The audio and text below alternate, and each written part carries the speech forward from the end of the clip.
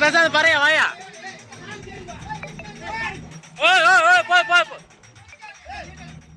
நீ அப்படியே பிடிச்சிக்க அது ஒண்ணு ஓட்டா பரே பரே ஓட்டதா